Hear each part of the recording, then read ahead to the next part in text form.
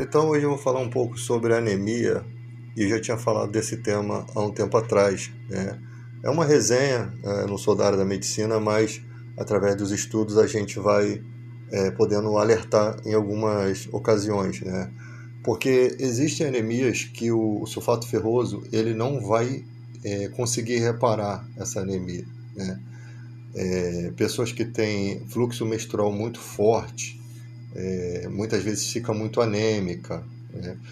E aí a pessoa pensa logo no sulfato ferroso. Só que o aprendizado que eu tive com o médico, que teve assim, a paciência de explicar o que ocorre, né, é que alguns tipos de anemia o próprio organismo não consegue absorver o sulfato ferroso, né, porque há um problema interno, né, há um problema na pessoa.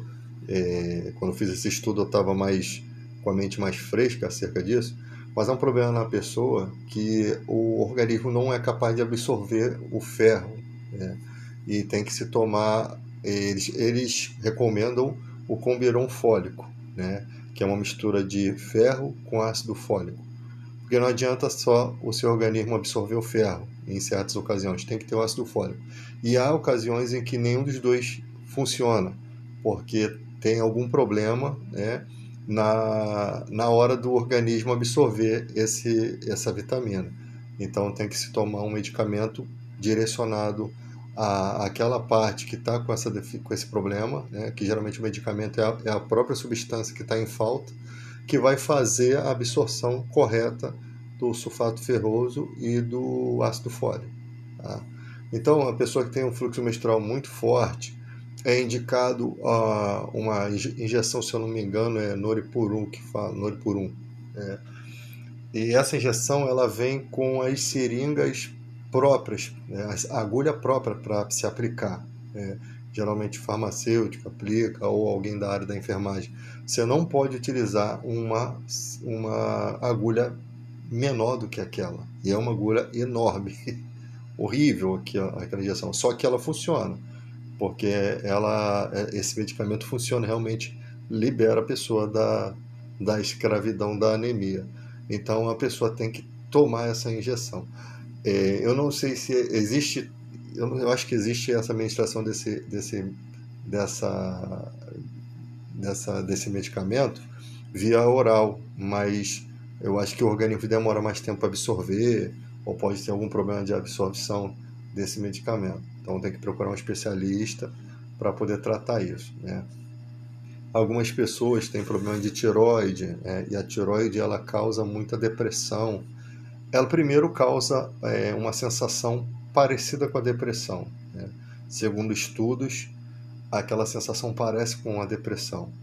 E depois ela passa a ser de fato uma depressão, conforme se não for tratado, né? Então tem que buscar um endocrinologista, ele vai fazer toda a avaliação, vai te passar ali a reposição hormonal, né? E ali a reposição hormonal sofre também, o organismo sofre algumas alterações, mas a pessoa vai na direção de melhorar. Então tem que ter um acompanhamento.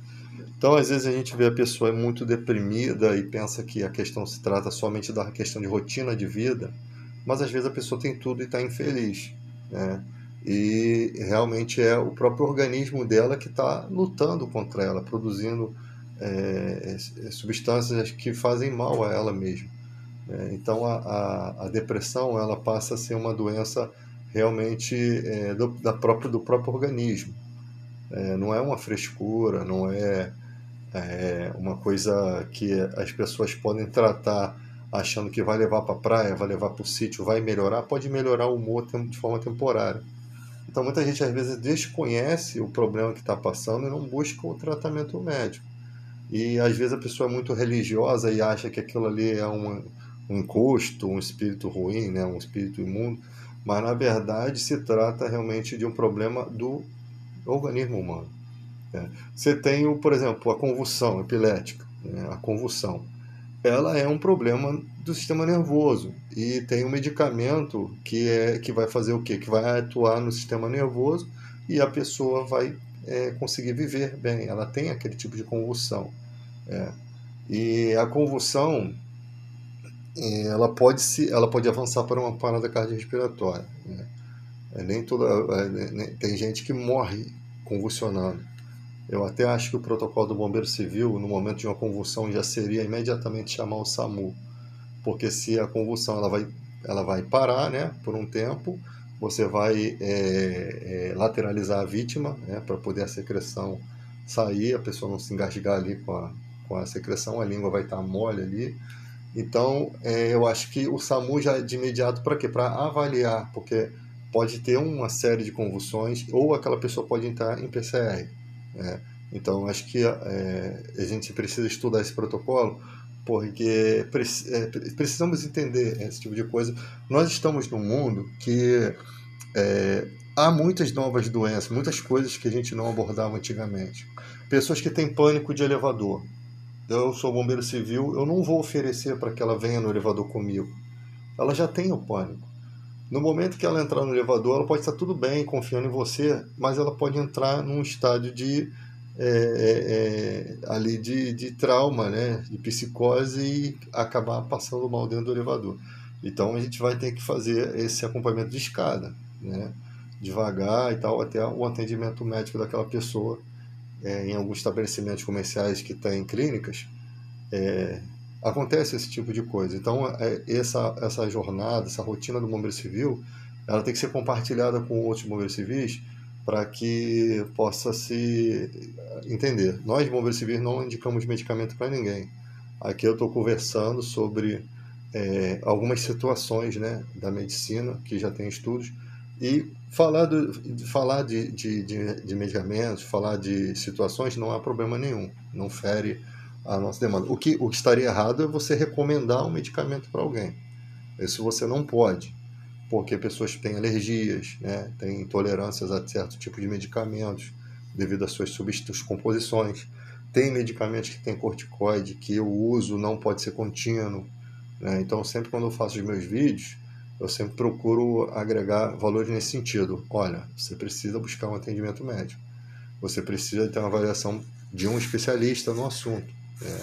O especialista vai te dar o médico ele vai dar não só a dosagem do medicamento, ele vai saber se o medicamento ele ainda realmente é autorizado, né, pela Organização Mundial da Saúde, né, se realmente se ele ainda está em vigor, porque há medicamentos que já saíram de linha, né, foram descobertos que prejudicava tal situação e aí o médico já estuda aquilo ali, já não vai indicar mais aquele remédio, né? Ele vai saber a quantidade certa, dosagem e também o tempo certo de ser tomado, né? Então o cara que é especialista nisso, ele vai agregar esse tipo de valor.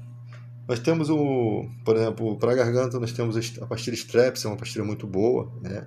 Só que algumas pessoas podem ser alérgicas ao fluorbiprofeno, né? Ela tem ali a sua dosagem, 8,75 miligramas. Algumas pessoas podem ser alérgicas, né? Então, você tem, por exemplo, o Gengilone, que era uma única pomada que era bom para as questões de gengiva, né? De gengiva não, de aftas. Aftas e aquelas aftas que dão na língua, falei errado. Então, o Gengilone era um excelente medicamento, uma excelente pomada para a afta, né? Por quê? Porque ela fazia a cobertura da afta e você não ficava sentindo aquela ardência. Hoje em dia não tem mais Gengilone, foi proibido. Eu conversei com um dentista conhecido e ele falou que tinha um outro medicamento que eu acho que, eu não sei se é da Johnson, que eu não lembro o nome, que é uma pomada parecida com a Gengilone. Então, esse compartilhamento de ideias é bom para você saber que o produto existe, né? Olha, existe um produto para isso, né? Porque existe também aquele médico que vai te dar um remédio de manipulação. E aí uma pomada de manipulação que às vezes não te cura, você vai ficar escravo daquilo ali e aquilo não vai curar você. Ela só vai amenizar o problema. E às vezes você tem um medicamento que de fato cure, né? Foi quando eu fiz um vídeo há uns anos atrás sobre o Troquiene, né? Inclusive é uma pomada que tem corticoide e ela não pode ser usada continuamente. E esse Troquiene, ele cura aquelas casquinhas no rosto, né? Que são fungos que dão no rosto. E algumas pessoas na segunda passagem, terceira passagem curam. Mas o médico passou o quê? Ureia 10%, que tu tinha que mandar manipular. E a ureia 10% ela fazia o quê? Ela só hidratava a pele, mas ela não curava o problema. Era um paliativo. Então, eu utilizei aquela pomada por 3 anos da ureia, gastando dinheiro com farmácia de manipulação, até o dia que eu ouvi de uma amiga sobre Troquiene. E eu espalhei essa notícia e muita gente, né, conseguiu ser curado, né, com essa Troquiene. Só que parece que a Troquiene de hoje não é mais igual antigamente. Ela não está tendo a mesma eficácia. E também o seu organismo pode criar algumas formas de se proteger da Troquiene, né? Mas eu acho que realmente ela foi alterada. Você tem aquelas casquinhas no ouvido, e essas casquinhas são fungos, né? Dependendo do que você usar ali, você pode piorar a situação, porque dentro do seu ouvido tem defesas, né? A pele ali tem certas defesas. E alguns medicamentos são muito agressivos e acaba destruindo aquelas defesas naturais de dentro da orelha, né? Aquela cera natural, tudo que era natural ali, e o que acontece? A bactéria consegue ganhar proliferação. Então, aquele medicamento que antes, que outrora fazia algum efeito, ele já perde eficácia. Então, a bactéria começa a ganhar espaço ali, porque não tem a defesa do próprio ouvido. Então, todos esses estudos, eles é só para conscientizar você, né, que você não pode ficar pegando aquilo que você ouviu dos outros. Você precisa pegar essa informação. O que eu faço com essa informação, David? Eu vou pesquisar com o médico. Doutor, eu posso usar essa aqui? Aí o doutor vai falar assim, ó, essa aqui você vai usar, mas não usa continuamente. Porque se você usar continuamente, vai perder eficácia, vai estragar a proteção do seu organismo. Então, porque os caras são especialistas. Então, você apresenta o produto, ele existe, as pessoas vão para a inteligência artificial perguntar as coisas e agora estão se automedicando. A indústria da farmacêutica, ela está bilionária, trilionária. Por quê? A pessoa chega na farmácia, primeira coisa que ela faz, dipirona, diclofenaco, de potássio. A gente está se automedicando constantemente. E às vezes, qualquer dorzinha, o cara vai lá e pum, joga uma dipirona na boca. Qualquer dorzinha, e o organismo dela criando defesas contra esse medicamento, vai ter uma hora que aquele medicamento já não vai fazer efeito. Dor de dente, está com o canal aberto. Fica a vida toda com o canal aberto, mas não vai tratar o canal. Porque quando a dor vem, toma o remédio. Aí o seu estômago vai, a flora intestinal vai indo para o espaço. Aí você gera um problema de gastrite, você gera um problema de estômago gravíssimo, porque você está tomando medicamento por conta própria. Você passou a vida toda tomando medicamento que era um medicamento que tinha que ser temporário, né? E ali o cara fica com o canal da boca aberto, a bactéria proliferando, e você pode morrer de uma bactéria do seu próprio organismo, do seu próprio dente, né? Então, faz o planinho dentário aí que não é tão caro. Às vezes R$100 aí tu paga um plano para 3 pessoas da família, né? E o ruim é que os planos agora não estão extraindo o dente, né? E eu não sei por quê. Eu acho que o dente não faz parte, né, do plano dentário. Não extrai dente, não entendo isso. Porque a pessoa às vezes está com o dente num caquinho ali, ela não quer fazer um tratamento de canal, ela quer arrancar o dente. Aí ela tem que pagar por fora, vai no açougueiro, né? Aí o cara pega uma chave de grife, tira até o olho dela fora quando vai arrancar o dente. Infelizmente, você tem dentistas que são 7-1, tá? Não pense em vocês que eu sou trouxa de não entender como é que funciona. Tu vai fazer uma limpeza, vai arrancar o dente, o cara fala, tu tem que fazer uma limpeza e tal, bota lá um preço baratinho que tu acha que vale a pena. Aí na hora da limpeza, ele fica passando um bagulho lá, pertinho do teu bloco. 2 meses depois, o bloco que tinha 20 anos, tu vai comer um chiclete, o bloco sai no chiclete. Tu vai comer uma bala, o bloco sai na bala.